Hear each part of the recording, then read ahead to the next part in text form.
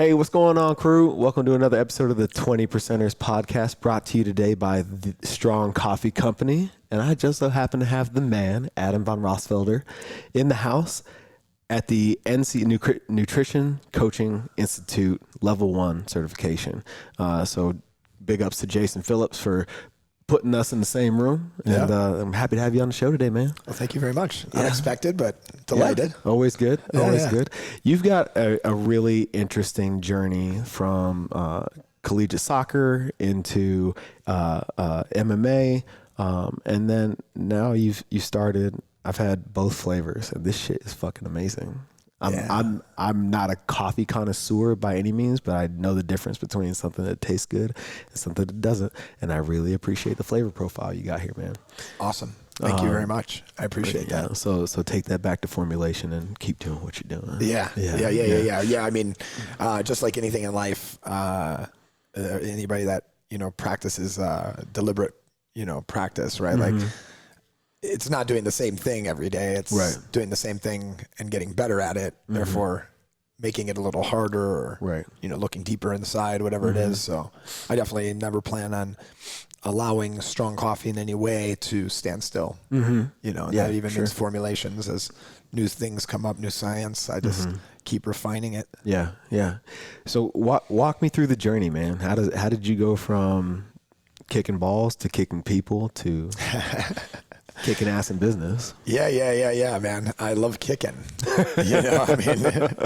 I'm a professional kicker. I'm good at kicking it. I'm good at kicking things, kicking people. Really did actually start with kicking. So, when I was a young kid, I was diagnosed super early on with attention deficit hyperactive disorder. And really just like looking at it now as a father, and seeing my daughter Arrow, who clearly has it, or whatever it is. Sure. I'm not going to label it, in the sense, because I don't think you could define me with just one term of why I was a certain way. Yeah. Right. Yeah. So I was really into martial arts as a kid, gymnastics. I was like a 4-sport kid year round because of my hyperactive disorder. Sure.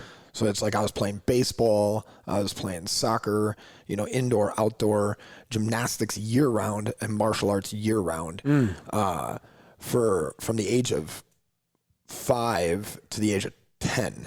Yeah. And then dropped, some of those sports, got to middle school, then just played video games. And kind of took like a year off. I'm retiring. Yeah. I've been doing this too much. Yeah. And when there was something that happened, that was 6th grade when I retired from playing sports and just being super active to stimulating my mind with the video games. Yeah. A kid called me chubby in the locker room. And I wasn't chubby. I had like a little baby fat. I was 6th grader who hadn't hit like a growth spurt yet. Yeah. Right. And I was like, damn, and at the time I had a paper out and I was 12 years old and I hired a personal trainer.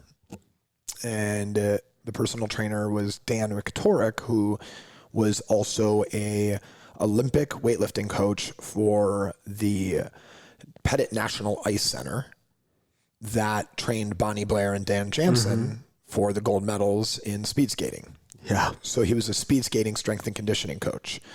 And he, was just cerebral. He got me hooked on the idea of a deeper understanding of movement and why we move. That coupled with my obsession of wanting to be strong and, look like my heroes, whether it's Hulk Hogan and, or, Arnold Schwarzenegger or Sylvester Stallone, whomever, and Action Jackson. I mean, like, sure. Carl Weathers. I mean, I remember being like, damn, he's buff as shit. Like, holy, how do I look like that? And I want to drive a Ferrari down a set of stairs. If anybody hasn't seen that movie, you have missed out. They're too young for you, bro. Yeah, Action Jackson. So this has always been heavily rooted in my life, right? Movement, kicking things. So I grew up in a, perfect suburban scenario, right? Right. 4 bedrooms, 2-car garage, white picket fence, brother with a drug addiction, right? But everything's perfect on the outside. Right, sure. A dad with anger issues. Okay. So, as things started building with my brother, as he's, 13 years older than me, I'm now seeing, things that like most 12-year-olds are not seeing. Right. And I have a lot of external motivation to like isolate myself. Okay. And to make things even crazier, my parents decided to adopt a paraplegic child. And, whom I love, who's my brother. Yep. And, but, it was crazy. There was a lot of shit going on. Sure. And like, let's adopt this paraplegic, kid, who's got tons of medical cares and everything else. Right. So I had even more reason to isolate myself as I went from the baby of the family who got attention, right, to all of a sudden like no attention being given. Sure. And I just had to like find like a new level of comfort within. And I found that like through the burn. Yeah. Right. Like straight up, like just bicep curls or push-ups until like you just felt something inside of you, almost as if something was with you. Right. Right. And then like a voice in your head, like, stop, keep going. Stop. You're right. Keep going. Right. And just having that conversation. And luckily, on top of, Dan being my trainer, I also had one of my brother's nurses who was into bodybuilding, and he like dropped off a stack of magazines, and all the chips just kept adding up. Like, this is your life. Like, this is what you're going to do. Yeah. And around that time, I was like, I'm going to be on a magazine cover. I'm going to be on a show. I'm going to do these things. Like, these will be my accolades. And like, this is like what my achievements, like this is how I'll build myself up into this fitness person. And I just kept reading. So through high school, I was the king of like working out. I got better at sports by just becoming stronger and faster. Right. It was like, so I dropped all the sports. I focused just on soccer. Okay. Got to high school, focused just on soccer. Hadn't played in years, but my speed and strength made up for what I lacked in skill. As like 50-50 ball, it was mine. Okay. Like people, like I would just run people right over. And I wasn't that big, but I just had this power inside me from lifting heavy things. And I only focused on like deadlifts and bent over rows and back squats. It was like no like vanity lifting. Sure. Right. Because I had a strength coach who was like, this is how you do it. If you can't do 12 strict pull-ups, you're a puss. Right. And I'm like, got it. And it's like, don't lift weights until you can do 15 strict pull-ups. I'm like, check. When can I, Right. And like, really making me work for those weights, making me conscious. Yeah. So, I played soccer through high school. Through a bet, I ended up doing track my senior year. Okay.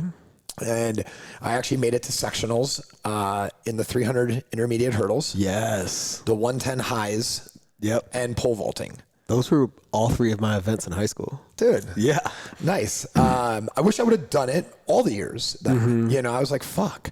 That's kind of when I learned, like, you can't get shit back. At like a young age, like, fuck, like I already regret something. Like, cause like I had pole vaulted, I hit 13.6 in my, holy fuck, in 1 year, you know, and you could have taken that far. I could have taken it very far. I was 165 pounds, 5'11". Perfect weight. I was not. Yeah. And I was the first kid to have cleared any opening height in pole vaulting in our school in like 8 years. Oh my God. And I actually broke the high school record that was made in 1989 I broke in 2000. Okay. He had 13.4 and I had 13.6. Nice. And it's not very fair because their technology was a little different. Sure. Their poles were totally different. Yeah. So, I mean, the guy probably would have done 15 if he did it with like this. The stuff they pole. have. Yeah. It was like a piece of wood almost. It was crazy. Like we were using like fiberglass with like pre-bends and like all this shit. So, so I graduated high school and I ended up, not doing sports like for about 4 months, 5 months. It was like the first time like going like 4 months, something like that, graduating high school. And I just lifted weights and I like popped up to like 185, put on like 20 pounds of muscle. And very last minute, I decided to try out for the college soccer team. Okay. And I was winded. Whew. I didn't have that cardio. I lost some shit. That shit will leave you. Put on 20 pounds in a couple of months and then decided to play soccer again. I was like, oh my God. So I was supposed to play soccer at a college. And the reason I didn't do anything is because I got turned down after some medical transcripts. My senior year, me and a friend were getting on the highway and we got clipped by a semi. And I had some like back soreness that just didn't seem right because like we weren't like hit that hard. Yeah. And I went to the doctor and I found out I had a spinal defect called Parsons. And basically it's like a little bone in my back that keeps my vertebrae from like shifting forward. So that didn't look good on my medical transcripts. Sure. And so I ended up petitioning for a soccer team at our area technical college. Okay. And there were a couple of like high level kids that played in high school that played with me that just didn't have good grades or like didn't know what they wanted to do. And so they went to the, Milwaukee area technical school and we put a ragtag team together and ended up meeting NCAA regulations and competing against D3 colleges. Okay. Yeah. So we played against like Concordia and like, schools that actually had legit soccer programs. And we were just like these like, ragtag team, like, and that was a lot of fun. And, but it was short lived, I, played for 1 year and it was at that time that my brother's drug addiction really went like in another direction. And, he was at the time, he was building my brother's house and, he was building my parents' house and he was like, my mom's like, yeah, I don't know where he is, blah, blah, blah. And I started realizing that he was just, gone drinking and I ended up dropping out of school and working for him. So I strapped on a tool belt and started doing construction. Yeah. After, 2 years of college and nursing school and, playing soccer 1 year and not playing soccer the next, I transferred schools. And so I ended up working for him and it was about 7 months later that, he ended up dying of a drug overdose. Oh, man. And we were, I was, now it's like, there's a darkness that has never existed. Sure. And I'm young. And on the same day, this is where I went from kicking soccer balls to kicking people in the head. I heard an ad on a radio it couldn't be more like a movie. I get a call at 5 a.m. that my brother's dead. And my sister just sobbing, and I get in the car and I go drive over there. And as I'm driving over there, I hear this ad, come to the Harley-Davidson dealership in Waukesha, sign up for the Milwaukee Rumble, looking for the toughest man in Wisconsin. Are you the toughest man? Heavyweights, lightweights, and it's just like, that was like in my subconscious. I'm not like listening to the radio. And I get to where my brother died, which is at my parents' house. And the police wouldn't let me in because it was, potential like suicide, right? Or like whatever. And right. So, I got in the car and I just needed to like go blow off some steam. And I found myself driving to that Harley Davidson dealership. Like it wasn't like a conscious thing. It was like an unconscious thing that was like, remember the radio ad, you know, and it was like, you know, and I shot over there, signed up. The guy's like, are you sure you're an amateur? And I'm like, yeah, why? He's like, where'd you get that nose? And I was like, are you trying to offend me? You know, it was like bad fucking moment. Right. You know, and I'm like, yeah. I'm like, I've never fought before. I got the nose, whatever. And he's like, are you sure you don't want to cut weight? He's like, you're only like 5 pounds over heavyweight to lightweight. And I just remember thinking to myself, the bigger the better. And I literally said, the bigger the better. And it was like an outside thing that I meant to say inside. But I was so like, I just had so much going on inside that I couldn't like even like handle anything inside. So everything was just coming out. 2 weeks later, I fought. And first dude I fought was like your size. And he had probably like 3 inches on me and about 20 pounds on me. And he comes out with his hands up. I took my hand and I put it over his hand and I just, boom. And he just going down and I'm like punching him as he's falling. Like just like, and I knocked him out in 10 seconds. It was the first time I ever hit anybody. Holy shit. And I was like, that's what a 475 deadlift looks like when you're putting it into somebody's face. You know, and that was kind of the beginning. So at the time I did it for pure therapy. You know, I mean, I couldn't feel anything inside. It was like something died inside. You know, I held a lot of guilt for my brother's passing because he had called me the night before to talk. Yeah. And I was, you know, in the middle of shit, right? I was like working at I was working at a gym now. You know, I got a job as a personal trainer and I need to get my workout in. It was like a long day, you know, and I just didn't call him back. So I kind of held on to some shit and I just kind of like shut off. And fighting gave me a channel to like feel something. Yeah. And to like make people feel like what I'm feeling without having to like communicate. Sure. Right. Yeah. And I remember, you know, Horace Kraft, who was, you know, this great dude. He was this like old school black boxer that just like, you know, like had this like mentality and this like thing that he could like get through to me. And I bring up the fact that he's black because he had this, it was like this, like something you almost saw from like a movie that was like, I'm going to teach you how to fight. Right. And it's like, he takes you under his wing and he's got problems. Like his wife's dying of cancer. You know, he was once a cop who killed somebody on the job, you know, that was coming at him with a knife, you know, and like, he's got demons. And then like me and him like found each other through that. And like, we like started training together and it was, you know, it was like, he was like helping me face what I was doing. And I was like helping him with what he was doing and like giving him some kind of greater purpose. And he started fighting again himself at like 45, 50 years old. And, Jesus. Yeah. And he was good. You know, I mean, at the time, back in the day, he like fought Dennis Alexio, you know, one of the biggest kickboxers in the world. And, you know, I mean, he lost, but, you know, to get that fight, you know, I mean, it took some work. So, you know, I started training. I met some incredible people that did jujitsu.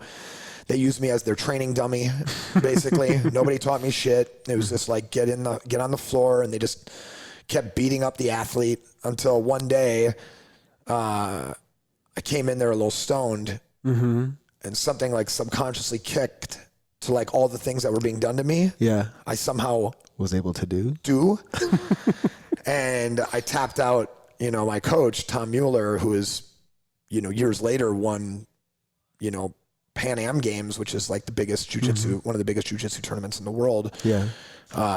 He went to California and won that with another coach who I worked with, Scott Houston. And so it was, I mean, I was literally training with some of the best in the world and to like tap out my coach probably like 3 or 4 times over the course of like 10 rolls in 40 minutes. Yeah. They looked at me and they're like, you need to like do something, like, So wait, you haven't since the Harley Davidson, you haven't competed? No. Yeah, man. I had I kind of had I have performance anxiety. Okay. That I've always dealt with. Yeah, like I after that happened with my brother, and I fought 1 year later. I fought that tournament again. Okay. And I won. Okay. And I hadn't trained at all in between, and it was kind of like coast. I was working out, but like I hadn't like focused on this, and it was the second year that like when Horace and I like really decided to like take it. We met the year prior. He like wrapped my hands and helped me warm up, but like it wasn't, that didn't come. I was just kind of skipping some of the inconsequential, some of the smaller details. But yeah, I mean, I won. I ended up going back and winning the tournament. Okay. So I knocked out 4 dudes in 2 nights. Nice. Yeah. There's 1 fight on day 1 and 3 fights the next day. And Jesus. I knocked everybody out. One dude I knocked out so bad, he went back to the ring. He went back to the warm up area, and 30 minutes later, he started warming up again. Oh, fuck. Yeah. Yeah. I mean, it was like somebody hit him with a baseball bat. It was crazy, like the way he went down. I'd never seen that. And he was a pro MMA fighter. Oh, fuck. And that was kind of like where some of the things started coming up about like, you should do jujitsu or, you could start training more. And I'm 24 years old, kind of late to be like thinking about starting to become a pro athlete in something that you've never trained for. Sure.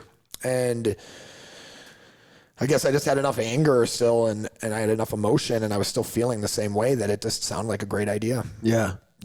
And I ended up doing a Naga tournament. I ended up placing second in the out of a 10-state tournament, only having done jiu-jitsu for 3 months.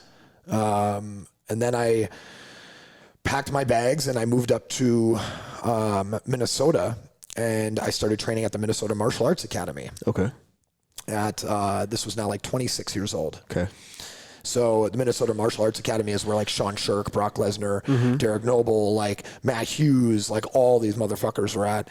And I went up there, and that's where I started training. And all of a sudden I'm, sparring with some of the best fighters in the world and giving them a hard time. And Greg Nelson convinced me to take a fight. It had now been like 2 years, 3 years since I fought. Performance anxiety, and it was just kind of like, I don't know if I want to do it again,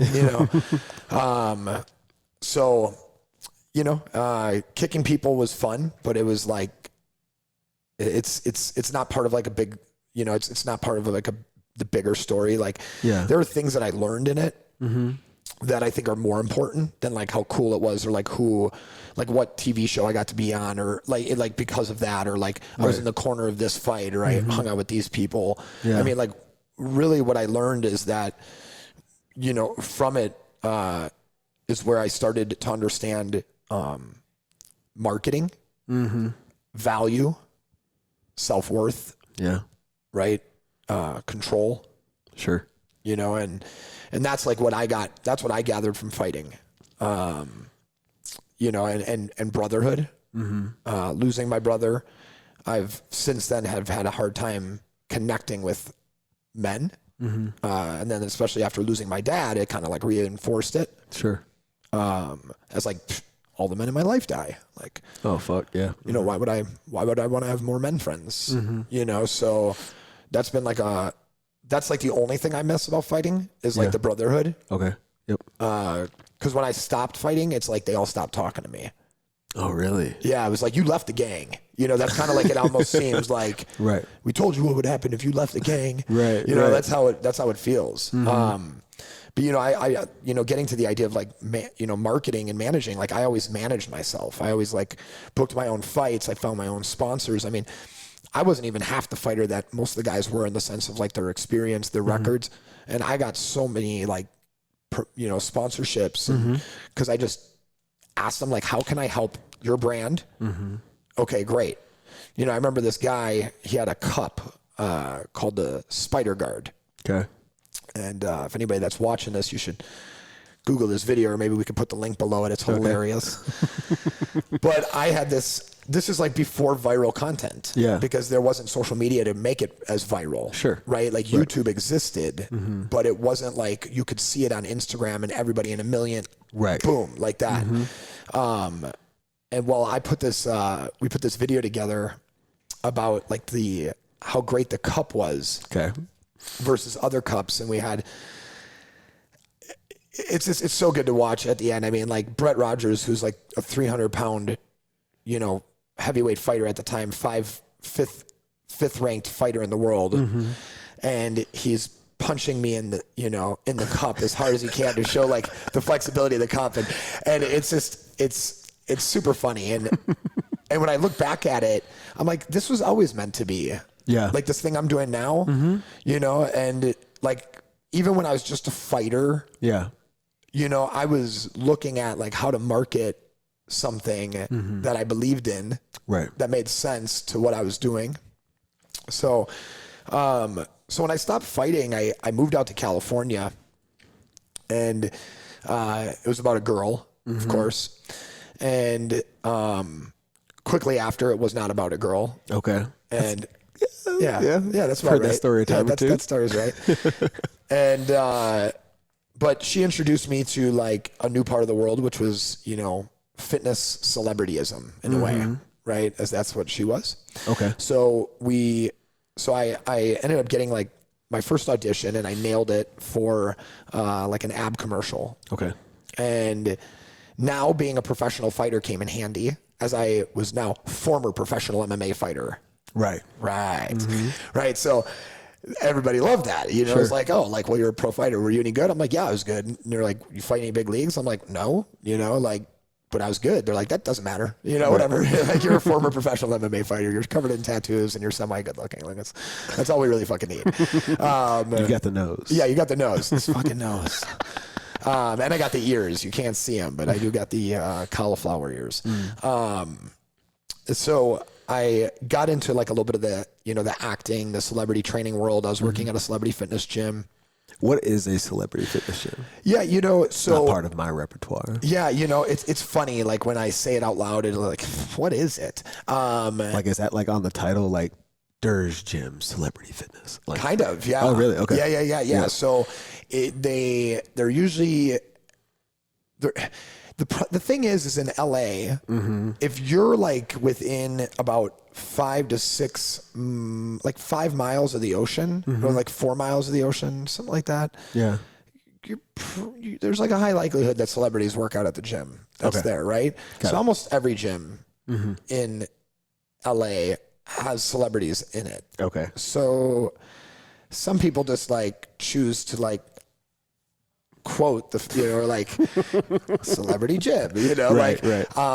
And we just had a lot of celebrities, and a lot of the trainers are celebrities, I think, is what makes it even more so a celebrity trainer gym, as like this person was on this show, this person was on this show, this person was on this show. Sure. So it's like we're celebrities that are trainers, as I'm on a, this was before I was on a show, but there were other celebrity trainers that were there. Right.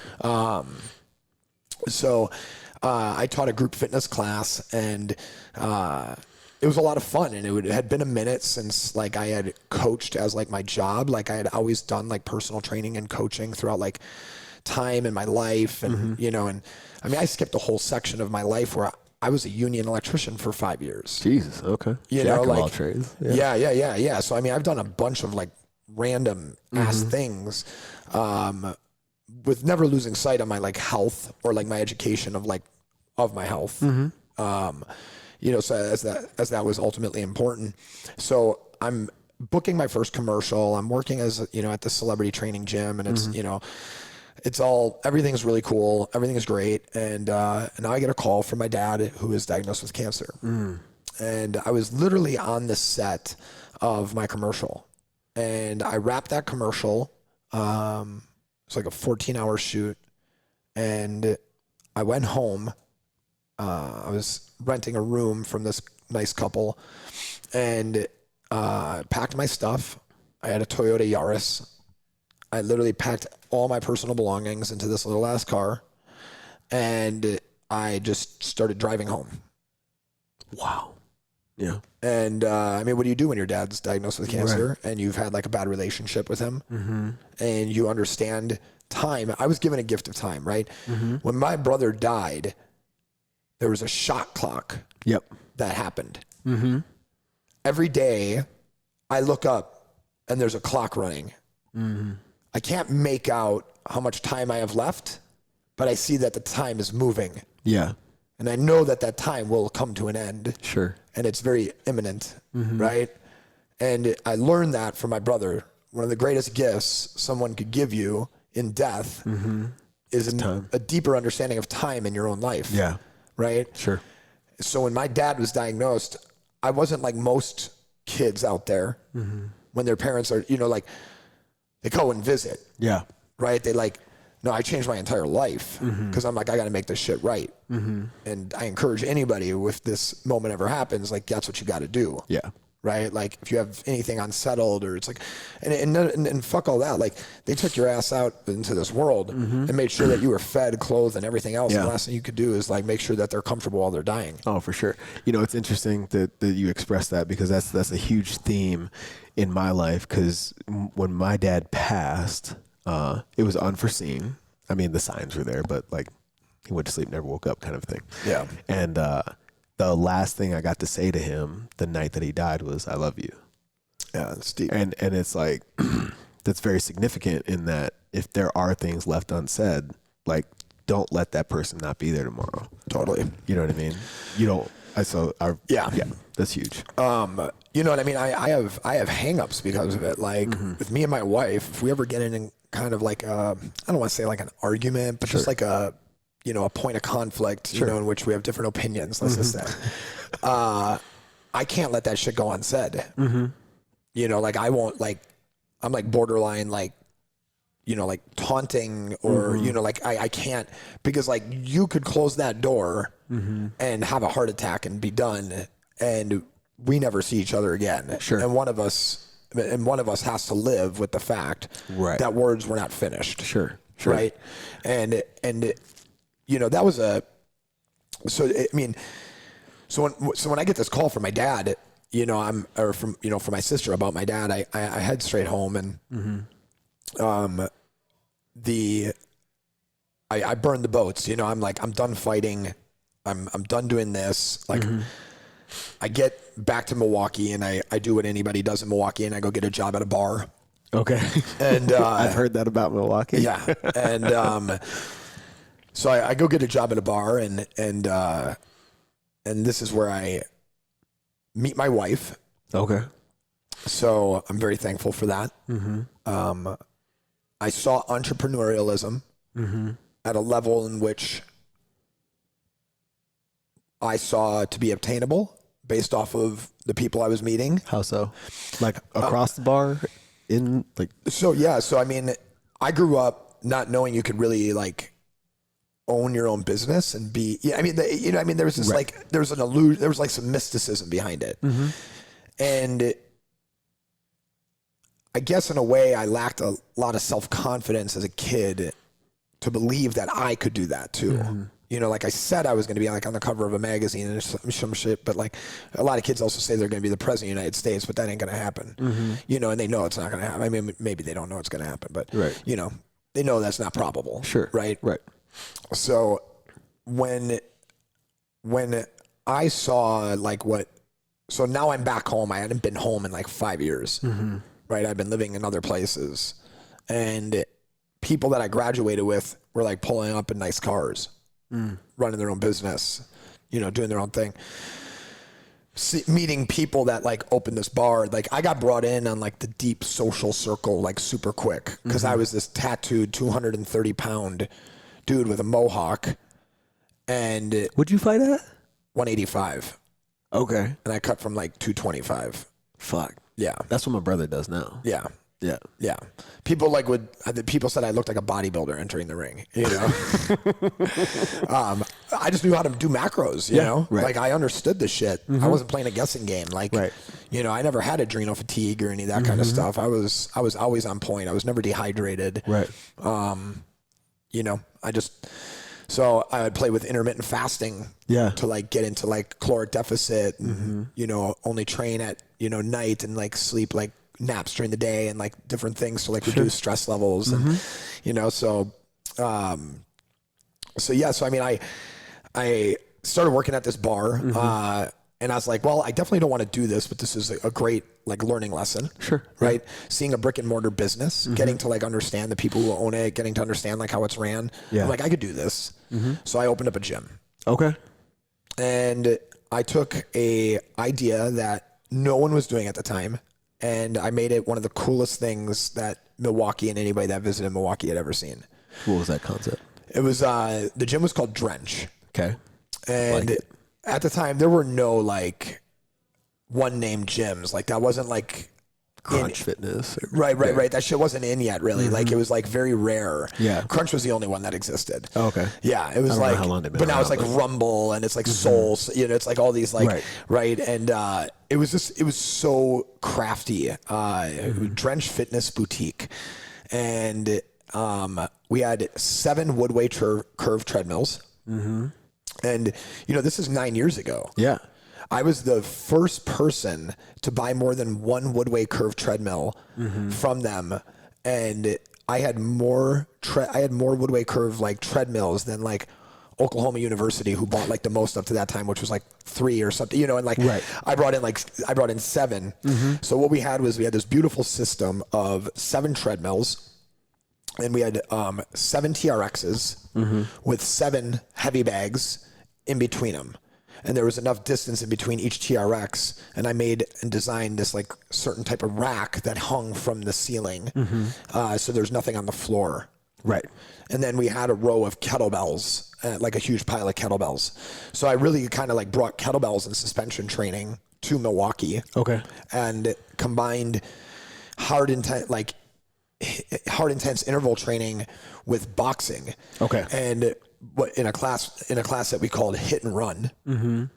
So, and it was HIIT and run, but it was boxing mixed with like, you know, like 3 minutes on, hitting 1, 2, hook 2, left 2, you know, like, and then, you know, go into a set of TRX rows. Right.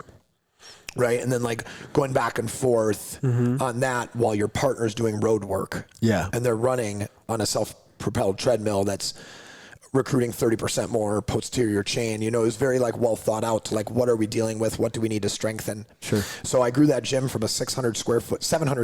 The first one, it was like a little sweat box. Yeah. And that's like the treadmills and that's it. That's it. Yeah. It was like, we started with 3 and then we moved down to a 1,200 square foot space. Okay. 5 months later, then we got 6 treadmills. Then that place we outgrew within 7 months and moved to a 6,000 square foot space. Okay. Yep. Where we then had 7 treadmills, 3 workout group rooms, 5 trainers, 6 trainers. Yep. And all within 2 years. And owned an entire corner of like downtown Milwaukee. That's awesome. And our slogan was, "It's just sweat." You know, and it would just said that on the windows, like giant 15-foot by 10-foot windows. It's just sweat, you know, and it was super cool. Yeah, I mean, it was right outside of the Riverside Theater, where, you know, Joe Rogan, you know, John Legend, Sturgill Simpson. I mean, 311. I've seen them all perform there because I was training like the Riverside, coordinator guy, and he'd give me free tickets to all the shows. Yeah. I met a bunch of these guys. I became their trainers. Like I still train Nick Hexum. Cool. From time to time. From 311 is still rocking. I mean, like when he shows pictures of his shows, it's still amazing. They're on Warped Tour and still killing it. So I'm owning a gym. Through the gym process, I use it as a healing process for me and my dad. And I hired him. He was now retired. He had cancer. You know, he has cancer. He has leukemia. And it hasn't like gotten too bad yet. And like throughout the years of Drench, over the course of the first 3 years, he was able to like help me build stuff and, you know, and all that. And I really used that as like a reason to like us to communicate and like repair what, was broken between us. You know what I mean? It was physical, but that doesn't mean that he didn't love me. Sure. He just didn't understand to like how to treat a son that he didn't want to fuck up like his other son. Yeah, sure. Who ultimately died. Right? Like you can't blame the guy for maybe having a heavy hand or, yelling or, going the other way. Right. Yeah. Because the first way didn't work, maybe. Sure. Being the nice guy that he always was. You know what I mean? My dad was the only person I've ever met who could do like the Daffy Duck or the Donald Duck voice. I mean, it was like goofy enough that he could. You have to be a certain type of goofy to allow yourself to like, like that like thing that Donald Duck would do. Yeah. I still can't. I can do a ton of voices and I still try to do that voice and I can't do it. And so he wasn't a bad, he was a great guy. He worked whatever job he had to, when he got laid off during 2008, he started driving a truck because, he was like a skilled print dye operator, that's how he got leukemia, was through putting his hands in sodium in benzene for developing film and all that stuff pre-computer era. Right. Yeah. So when they did touch-ups, they did them on cells. And he would like paint on like the cells, and then they put it into the benzene, and then it's like, oh, the nipple's gone now. Jesus. Right. Okay. So like on like an ad for like JCPenney's or something, pre to like scanning and touching up with Adobe Photoshop or something, right? So, I'm running the gym, and some things start happening. I start modeling. Okay. Flying out to New York. Ended up like booking like some major runway shows. I was kind of an anomaly. You did runway at 6'1", 5'11", 5'11", 230. 5'11". No. So I went and met this modeling agent in Chicago that I was introduced to, and he's like, "Your face is Hollywood and your body is WWF." He's like, "You need to trim this down." Okay. And I'm good at cutting weight. Sure. You know how to do that. I know how to do that. So a month and a half later, I show up in his office and I'm 193 pounds. I went from a 54-inch suit to a 44. Jesus. Yeah. Right? That's awesome. And he's like, holy shit. He's like, okay. Yeah. And I went out to New York, shot some amazing photos, ended up getting me booked on like some runway shows. And I ended up getting booked for a movie. Okay. And which unfortunately has never been published or released. But like Tyron Woodley is in it. Oh, right on. Like there's some major people in it. And I'm actually the star of the movie. Why didn't it get released? They lost funding. Fuck. Yeah. Yeah. I'm thinking about leaking it. Maybe I shouldn't have said that out loud. Yeah. There's fight scenes with me and Tyron Woodley.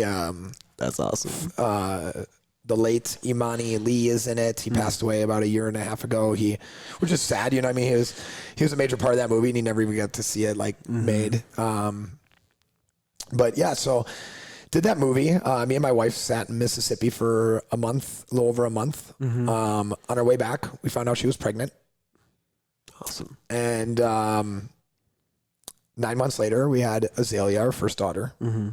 And 3 months after that, my dad died of cancer. And it was the greatest high and the greatest low within the shortest period of time. Yeah. And I had all this excitement about being a dad, and because I've always wanted to be a dad, I always imagined it. And then at the same time, as I'm becoming a dad, I'm losing my dad. Yeah. And it just, it crushed me. My dad died wearing a shirt I gave him that said "Earn the Day." And I think about that, and I think about almost like the symbolism of like him wearing that shirt on that day. And he earned that rest. He really did. It put a whole new perspective of what this motto I had meant, that I've been saying for so many years, and then to see someone die wearing that shirt, it was just kind of like we all have our day. Yeah. But until then, it's like we need to do everything we can to extend it and to make it greater or whatever it is. Yeah, max it out. Life is so heavily connected to the rules of working out. It's crazy. You know, it's like you stop training, you lose your gains. Right. Yeah. You know? Right. So, I mean, that was wild. Yeah. So then the lowest low got me thinking. And you know, there were some things that came before my dad's death that were really amazing. I got to stand up for him in the hospital as they were giving bad nutritional advice and other things. And for the first time, like me and my dad, we were on the same side. And there was a lot of healing that came very close to the end. And Yeah.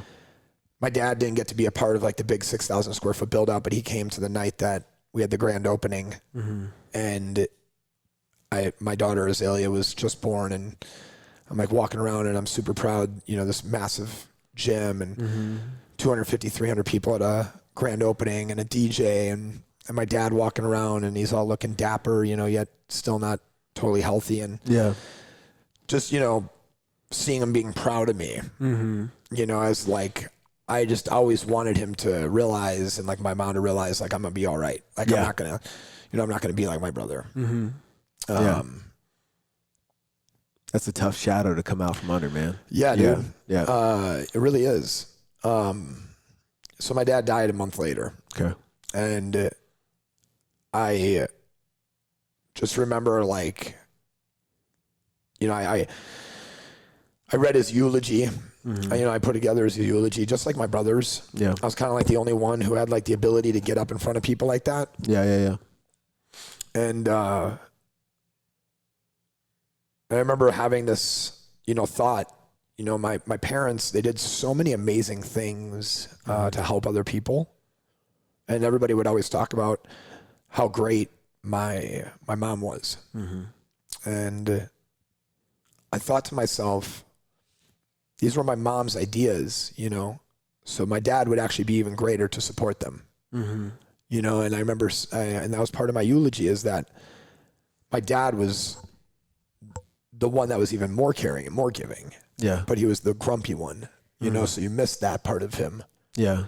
And just like seeing a life that was lived and like all the people that cared so much about him and understanding, you know, it's what we leave behind is who we were, is like how we treated people. Yeah. And I just wanted everybody to know, like, even though he may have been grumpy or he may have been, you know, loud or whatever it was, he was one of the most caring, most giving people. And ultimately that's all I want to be. Yeah. You know, and I used to say I never wanted to be anything like my dad. But after he died, I said, I hope to be, you know, as close to being like my dad as possible. Sure. So, so 3 months later, less than like a month or two later, my wife tells me that she's pregnant. Back to back.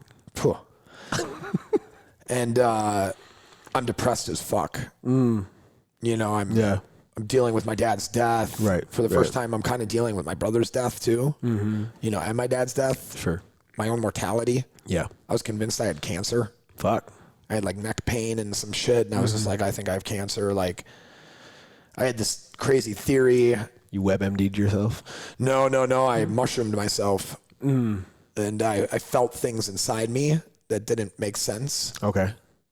And come to find out, I did have growths, but they weren't soft tissue. I had bone spurs growing on my spine. Yeah. On my cervical. So on my C5 and C6, I have bone spurs. So I did feel something, and it was something. I knew something was growing inside me that didn't feel right. And it was like interfering with like my neck and my arms and like my fingers. And that's why I thought it was like a tumor or something, like pushing on my nerves or some shit. Right. So it was like an emotional release. Like all of a sudden one day my neck didn't move.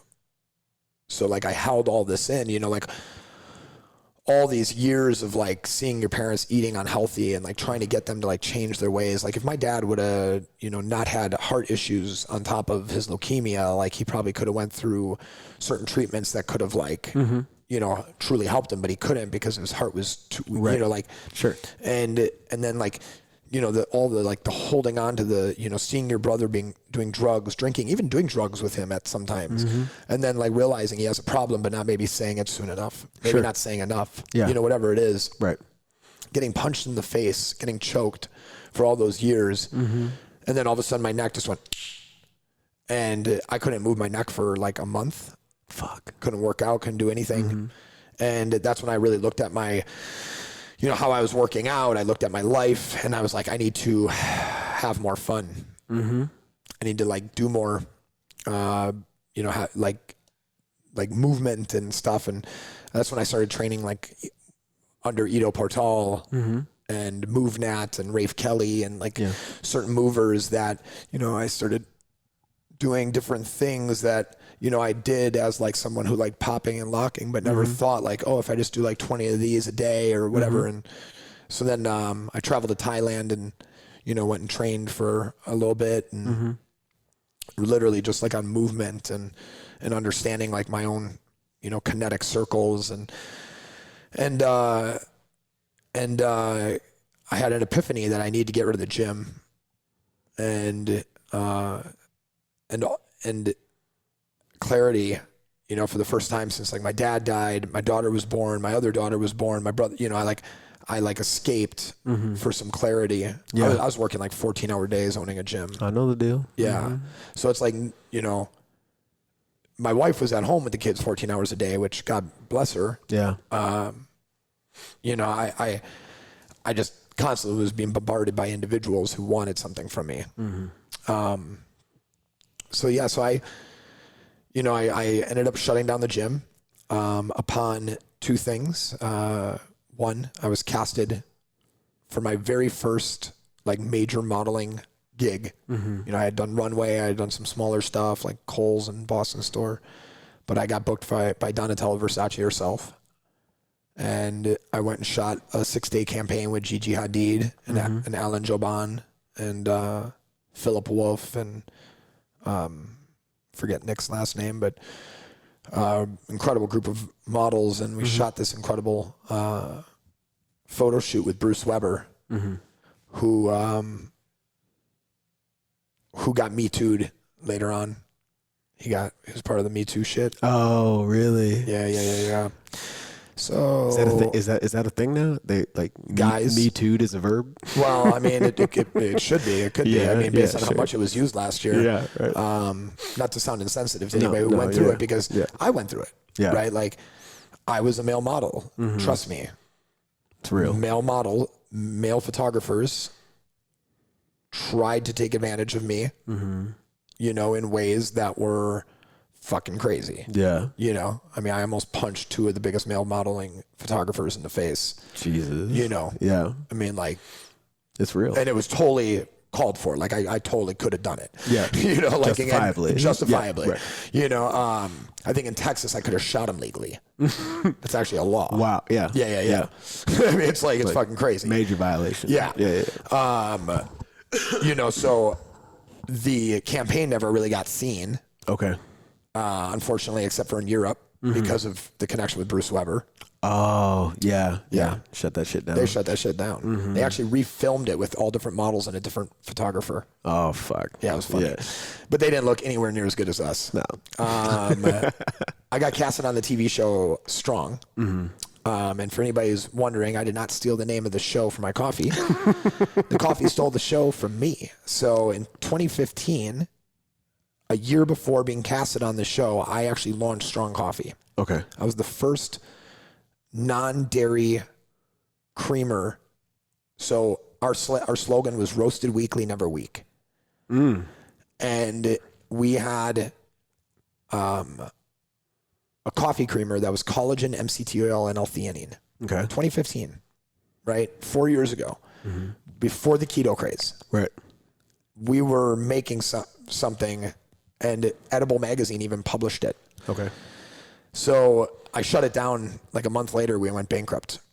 We only had $15,000, and it was I wasn't good at creating an online business. I didn't understand it. I was a brick and mortar guy. I was good at shaking hands, putting parties together, increasing memberships, you know, high. We had a 96.7% retention rate at our gym. That's unheard of. Yeah, it was insane. Yeah. Yeah. I mean, we built month over month over month over month till we had 400 members. You know, it was with 96.7% retention. And we never did a single ad. I mean, people were using Facebook ads, but I didn't even know that they existed. Like, I didn't know that we could do them. You know, it's funny. So basically, I shut the gym down, get Casson on this show, go and do this Versace shit. I think I'm about to blow up. You know, especially when the show comes out and I'm the face of the show. Did you fall into that trap of believing your own hype? No, never. Okay. No, I'm too fucking blue collar for that. Yeah. I'm way too much of a realist for that. Way too much of a warrior for that. Okay. Yeah. Yeah. Like I always knew nothing is forever because of the time and the shot clock and my brother's deaths. Right. Like a lesson that gave me understanding of every position of place that I'm in. Yeah. Like I ultimately know that strong coffee has like a 99% chance of failing. Right. Like based on statistics. Right. I'm like, does that mean I'm not going to go as hard as I can? Fuck no. Right. But like, do I understand that, you know, it's possible to fail? Well, of course it is. Right. You know, it's possible to fail at anything. Sure. I could fail at walking across the street and get hit by a fucking bus. You know, so I'm, you know, getting on this show was incredible. It was a little bit of a letdown. I really thought that I was going to be with some of the best trainers in the world. Right. And they were all incredible trainers. Yeah. They just weren't, when I think of trainers, I also think of incredible humans. Yes. That are just like genuinely caring or like good people.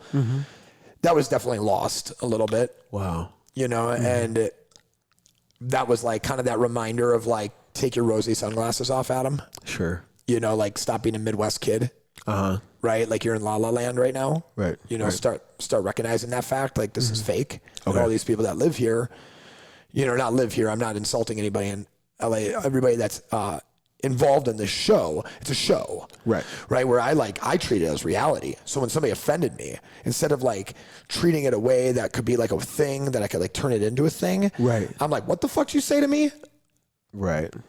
Right. And that's like, I mean, they had to put me in a different hotel room one of the nights because they thought that I was going to attack one of the other guys. Jesus. You know, I mean, because he offended me to such a level that he was like trying to push my buttons. And, you know, I mean, and like ultimately, like, I know why. I mean, like the showmanship of it all. And... Yeah. And I mean, I was beating everybody. Okay. Yeah. You know, so it's like there was every competition, like I was 1 or 2, you know, and like we were dangerous. Right. You know, and it's like everybody like, you know, it was really just about them like being fearful of like us beating them possibly. Right. You know, and that is what it came down to. And, you know, ultimately I ended up being the face of the show. Okay.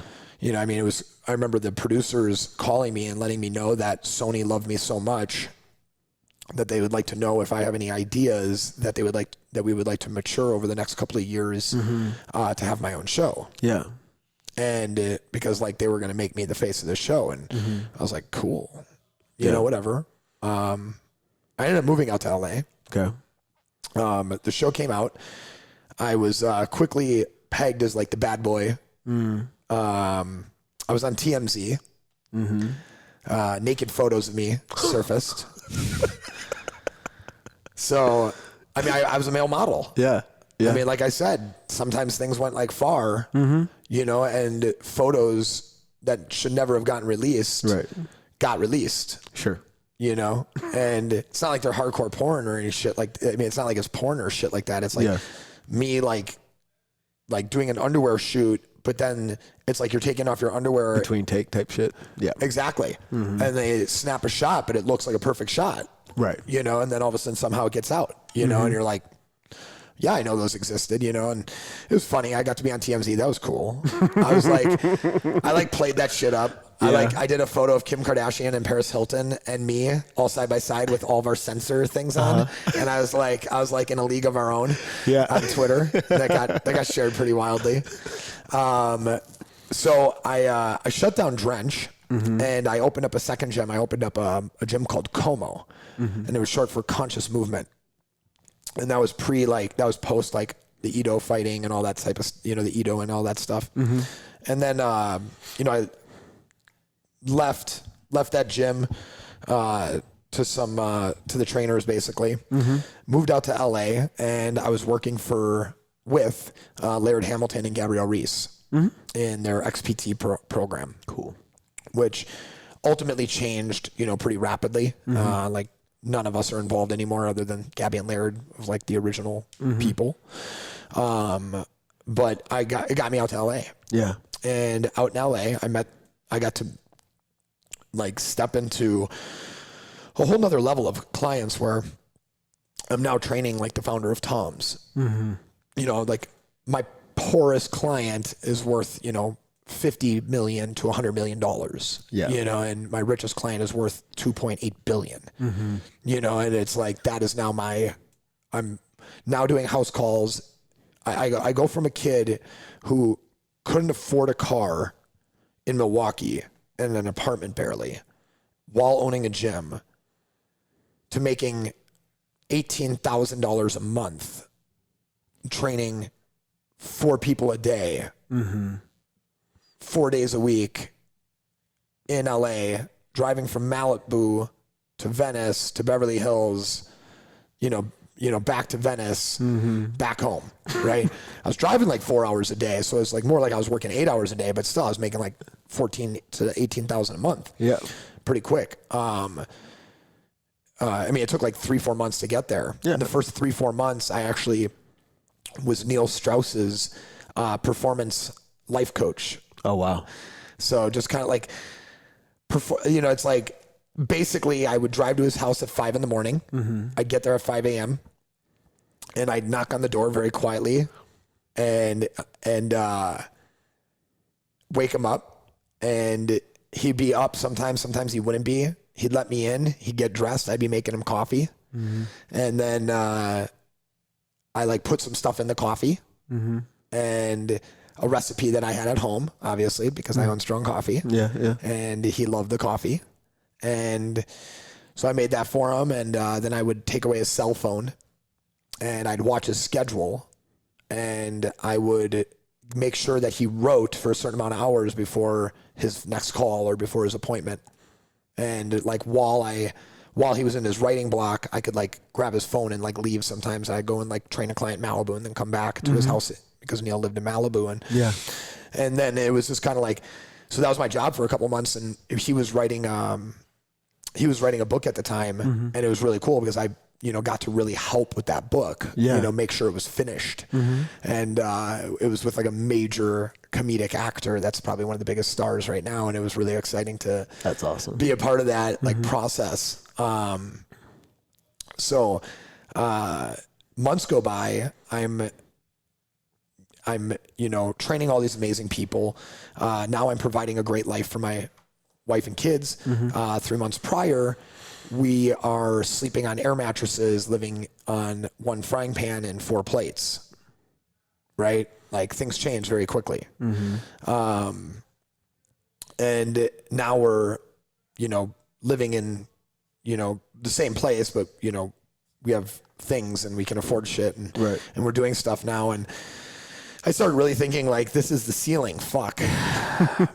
Like you can't make much more than 18,000 a month. Like, and it's not even about making money. It's just about how much I'm having to do for it. And it's like, people are like, oh, you had to work 8 hours a day for 18,000. It's like, you don't know what LA traffic dealing with rich people's problems, like most of my clients are really cool, but every once in a while I'd have somebody that was just like, holy fuck. Like, I think this person may have killed somebody. And now I'm like sitting with this on my conscience, and I'm like, I hope this person is alive when I get to their house. Yeah. Cause like sometimes they're like on so many drugs the night before that they're like, I've like, seen them in that Hollywood life, in their vomit, like whatever, like weird shit that I've, and you could write a book. I could write a book. I could write a book on that shit. What you've seen as a personal trainer. Oh yeah.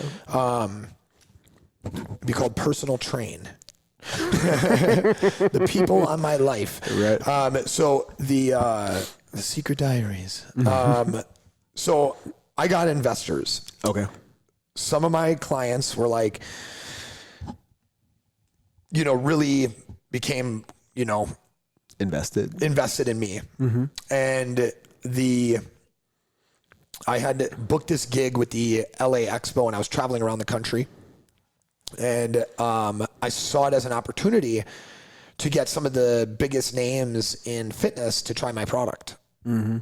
And I just literally walked around from booth to booth in between like my MC stage times. And I would be like, you guys want a coffee? And they'd be like, yeah.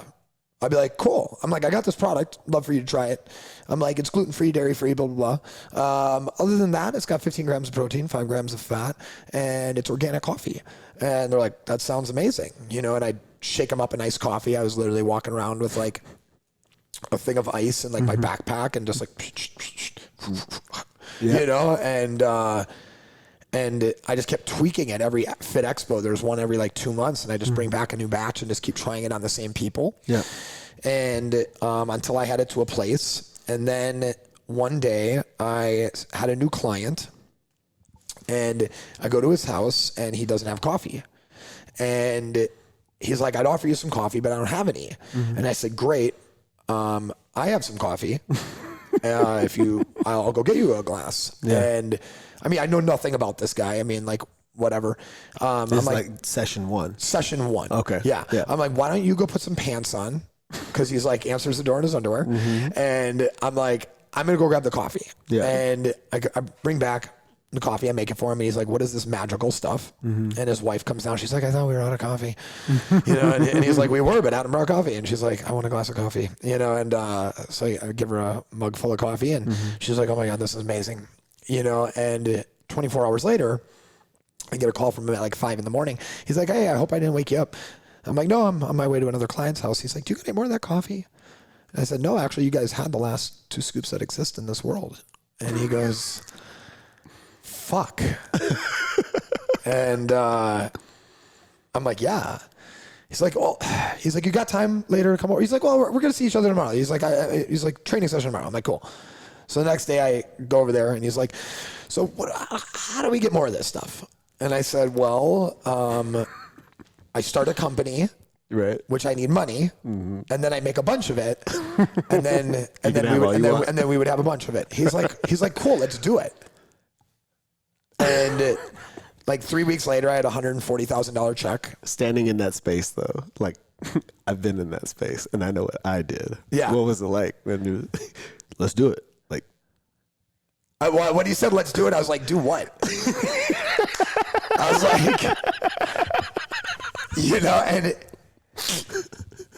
he's like the coffee. He's like, it's a great idea. He's like, it's an absolutely phenomenal product. He's like, I want to invest in it. Yeah. And he's like, how much do you think it would take? I go,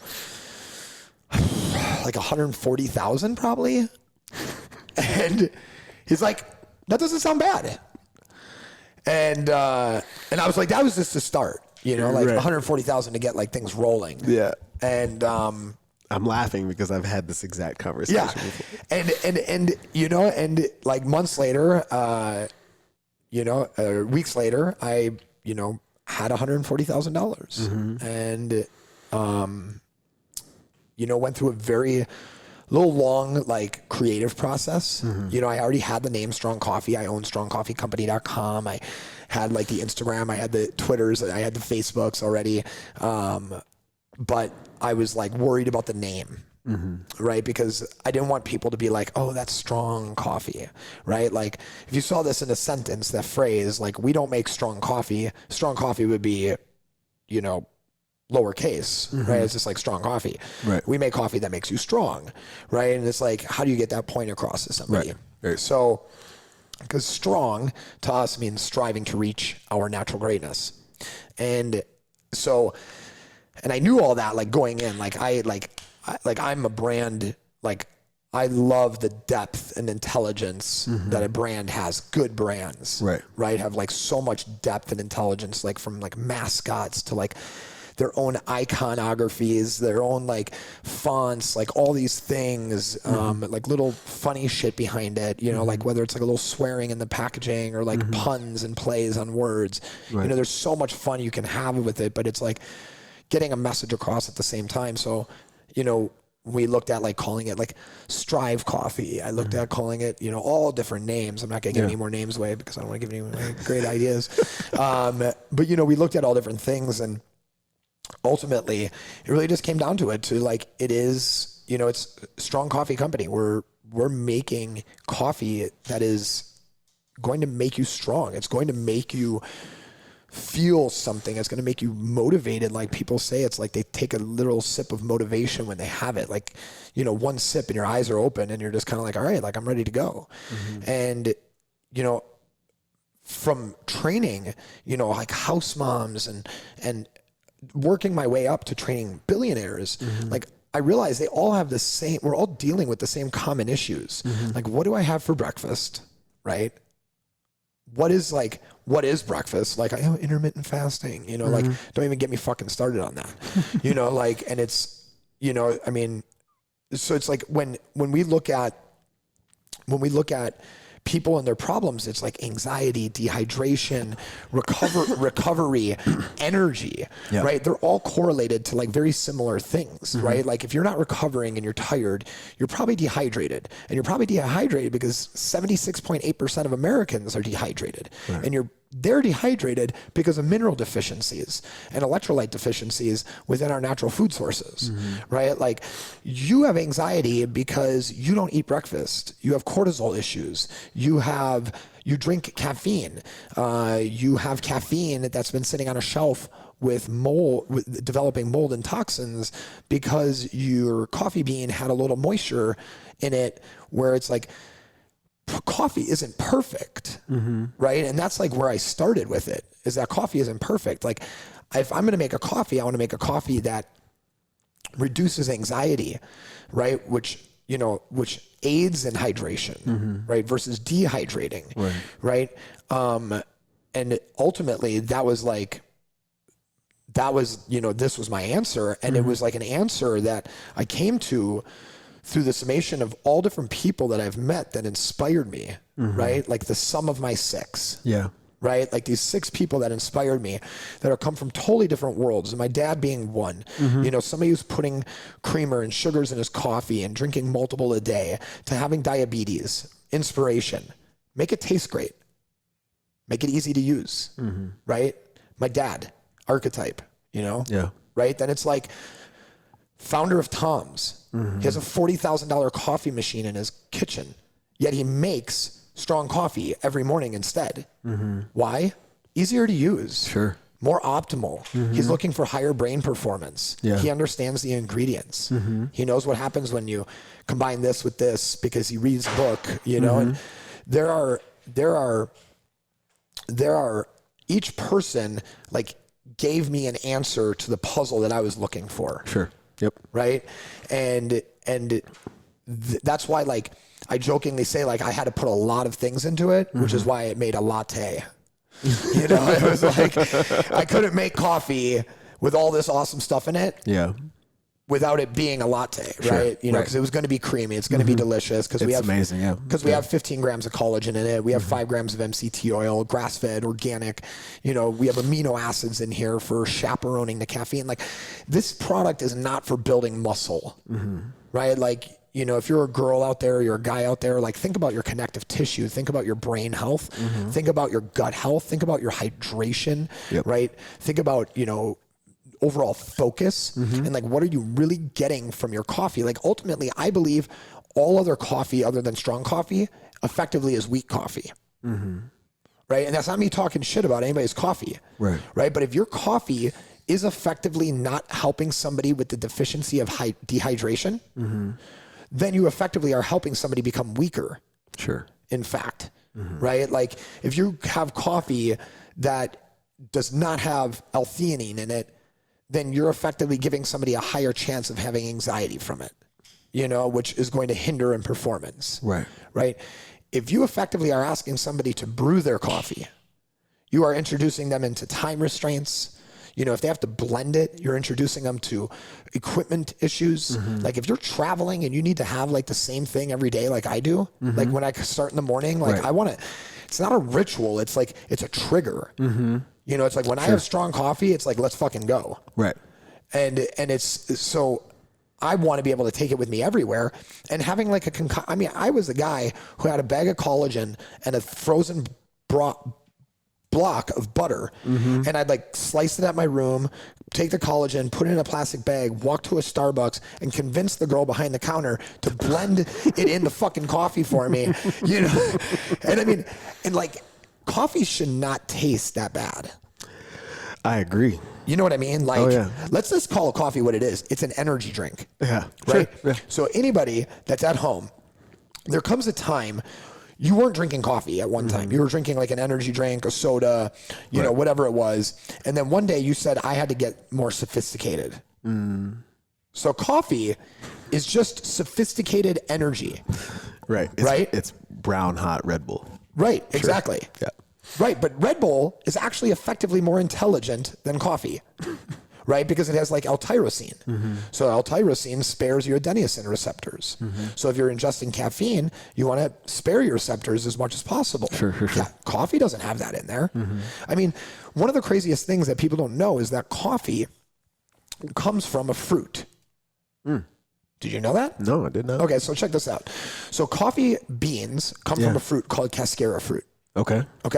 So the cascara fruit is the mother, the bean is the baby. Right? In evolution, who knows more? Mom. Right? So mom is bitter though. She's old. She's bitter, right? Doesn't taste great. Yeah. The bean is sweet, tastes like a dream. So in the 1200s, they're like, the bean, not the fruit. Okay. Right? So we get a portion of like the knowledge that the fruit has evolved from. Sure. And that portion of knowledge in the coffee bean is polyphenols. So the polyphenols in coffee that everybody talks about that's great for BDNF is like this great. Yeah. It's like 10%, right? But yet we like celebrate mediocrity, right? Right. Cascara fruit, an extract from it that we put in our coffee to create what we call like whole coffee bean technology, taking the coffee with the cascara fruit extract, increases polyphenols by 120, increases BDNF by 120%. Okay. Not 10%. Yep. So BDNF in America is low. It's very low. And it's directly correlated to degenerative brain diseases, Alzheimer's, dementia, overall brain health. Sure. So in America, we are very like 40, 60% type shit with those types of issues. Right. And like somewhere like India, it's like 6%. And the difference is like our BDNF. Right. Okay. So it's like we should only be thinking more optimally. Yeah. BDNF is, for people who don't know. Yeah, brain-derived neurotropic factors. So if you were looking at BDNF, there's a funnier acronym for it. If you don't have BDNF, your brain does not function. Right? Yep. So, and it doesn't even matter, like BDNF could mean a billion different things, but all you need to know is that it's in your brain, something your brain creates, and that it protects your brain, and your brain is reducing its health, you know, over the extended period of time, you know, gray matter, all this stuff, neuroplasticity, right? Being able to learn things. You need that to be able to stay optimal as you age. Yeah. And even younger people, you know, who have maybe, you know, ADD, maybe depression, right? So Neurofactor actually has clinical studies on depression and anxiety and brain degeneration type stuff that is pretty amazing. And that's the extract that the nutraceutical that we put into our coffee. Impressive. So we're not just looking at nutrition of like 2 eggs, you know, or the hydration of coconut water, right? And like sodium and like getting like actual electrolytes and minerals, or the amino acids that, you know, make the caffeine more functional and more optimal, but even using a nutraceutical that is clinically studied to reduce depression, anxiety, right? Increase BDNF by 120%. Like, this is 2019. Yeah. Like, we're like years away from flying cars, and yet we're still drinking fucking coffee that we were making in the 1200s. Right. It's like, that's like saying like, yo, let me trade you this iPhone for that Motorola Flip. You know, and it's like, that's not a deal. Catch up. You know, like it's time to catch up. Like treat coffee like energy drinks and make it more intelligent, but yet still healthy and like still a process. Like you don't take, like sometimes people ask me, they're like, when do I take strong coffee? I'm like, what? I'm like, you don't take it, you make it. I'm like, it's fucking coffee. It's enjoyable. You're going to love it. Right. And I love the fact that there's a small process in it. Like I love the fact that it only takes 20, 30 seconds for the process, but there's still a process. Correct. Which gives you a little gratification 100% for doing something for yourself. Sure. Even though it only took like 20 seconds, we can still like, good job. I made this and it tastes really good and it's healthy for me. We had another guy on my previous show, Sam Floyd. He's got a veteran suicide initiative attached to Operation Coffee, his deal. Okay. And he describes that as like the thing about coffee is the process, the gratification that comes from doing the thing. Yeah. People who do pour over coffee though are assholes because they have nothing better in their fucking life than to sit there and pour water over coffee for 10 minutes. Like, I have better things to do. Like when you have kids, it doesn't even take that long. When you have kids someday, you know, like for the person who's doing your pour over, you know, $30 a pound cat crap coffee, you know, like, look, I think the coffee market has gotten crazy, right? Talking about all this high quality hibbity jibbity bullshit. And the reality of it is it's still caffeine. There's still mold. There's still toxins, right? Like, there are still these issues with your coffee, no matter how expensive it is. Sure. And ultimately, if this problem is also a problem that currently exists within the masses of the United States of America, shouldn't we be effectively looking at how to innovate this daily ritual so that it is not just, you know, what we want, but what we need? Yeah, absolutely. Right? And that is where I say, like, coffee, that's like the problem with standard coffee, as it's time consuming, it's all these things. And, you know, I mean, like when you do pour overs and when you do, like when you have a coffee machine and you have all this stuff, you also have a lot of counter space. Right? If you haven't paid attention to housing trends, houses are getting smaller. Right? Like they're pitching smaller houses now. Like they're pitching the minimalist movement. That minimalist movement is actually just how people in London and other countries just live. Right. Right? Like they call them tiny homes here. Right. In New York, they call them homes. Right. Right? Like in New York, you have a 600 square foot place for a husband and wife and a kid. Right? Sure. And there is no living room. There is no dining room. It's one room. It's a room. It's a loft. And then there's a second bedroom that goes off it that you give to the kids or something, right? I have so many friends in New York living that way. Well, they don't have, you know, when I go to their house, I'm like 3/4 of their counter space is taken up with coffee fucking machines. Coffee maker, an espresso machine, a pour over, Chemex set. And it's like, hey, you want to do a pour over? You could still do a pour over with strong coffee. You could put this in a Chemex filter, pour hot water over it, 10 ounces. There won't be a single piece of material left in the filter. It dissolves 100%. So you want a pour over process? You want to take that little bit extra time? This will take you less time than a standard pour over, but you could still use your expensive Chemex set. You know, I just think that as a parent, as somebody who's coached the highest performing people in the world, right, and has been considered one of the highest performing coaches in the world by somebody like NBC, right, who does a lot of homework to come to that conclusion, right? Absolutely. That I can't be alone in the idea that I want things to be great, but not take a great amount of time. 100%. Yeah. And by great, I mean taste great, great for me, great, easily, like just how does it work? Right? Like even like bicycles have gotten, you know, gone from like, you know, mountain bikes and all these things were so big to then like fixed gears becoming like super popular again. Single speeds are super popular again. And then you have the complete opposite end of it, which is like an electric bike.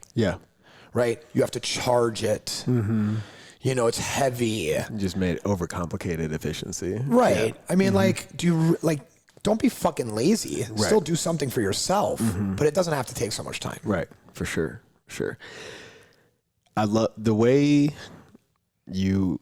Was I too passionate there? No, you switched on. I love it. The coffee kicked in. Yeah. It's impressive how you're able to articulate everything that's gone into this. You know what I mean? Like you're in this. It's because my heart's in it, bro. I mean, that is why the heart is our logo. Yeah. Because I said I was going to put my fucking heart into it. Yeah. It shows, man. And this is my heart. You know, this is my love. Yeah. In the sense that it's everything that I ever wanted. Yeah. For myself and for everyone else. Yeah. Right. In the sense of like, I just want people to wake the fuck up. Yeah. I want people to be I want people to be at my level. Yeah. Absolutely. Like I'm energetic as fuck. Like at trade shows, I have a rule to not drink coffee. Oh, yeah. So like when I do trade shows, I don't drink my own product. Just because once you open one, it's easy to like keep cracking open, you know, and I just don't want to do that, right? Because then I just won't sleep. Sure. But people are always like, damn, how many cups of coffee have you had today? Right. And I'm like, none. You know, and they're like, what? Yeah. You know, and it's funny because like I used to smoke weed to like go into social settings so that I was like lower. Right. So I reduced my vibration. Yeah. Because I realized that I was too much for a lot of people. Yeah. And then I just realized I just need to be you. Be me, maybe in smaller doses. Like, so instead of staying at a party for 3 hours, I stay at a party for an hour. Yeah. Right. And otherwise I can, like, I just have so much energy that some people are just like, God, who the fuck's this guy? You know? Cause like, but like, this is my answer to get you to my level. Right. You know, and to see the way I see things, like full transparency, like we put every single ingredient to every single milligram, including our sweetener, how much, which you could completely copy this formula then. But like, how else am I going to be transparent? How else am I going to wake you up to realize that why isn't the other supplement company doing it?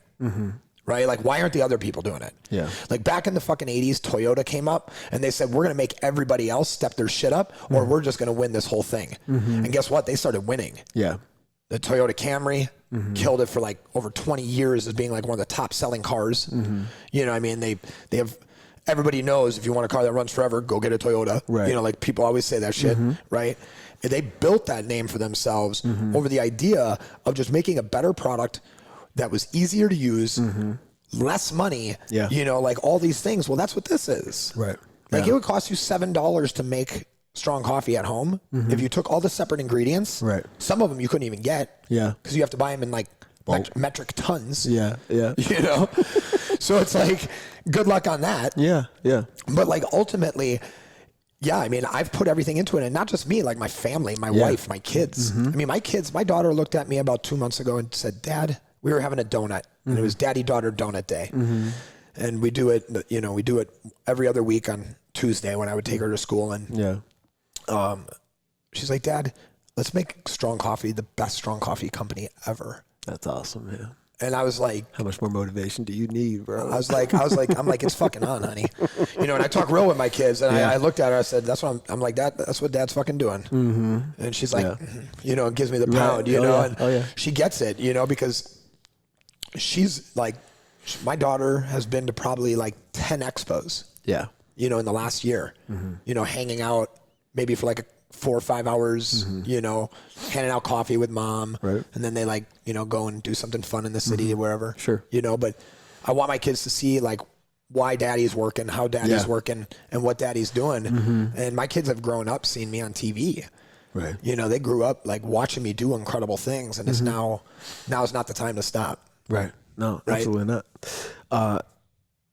I'm really happy that we got to share the evolution of you. I hope I gave a good story. Oh, it's fucking awesome, man. Okay. I'm in. Yeah. All right. Sold. For my crew out there, my 20%ers, where can they go and support you and the Strong Coffee Company?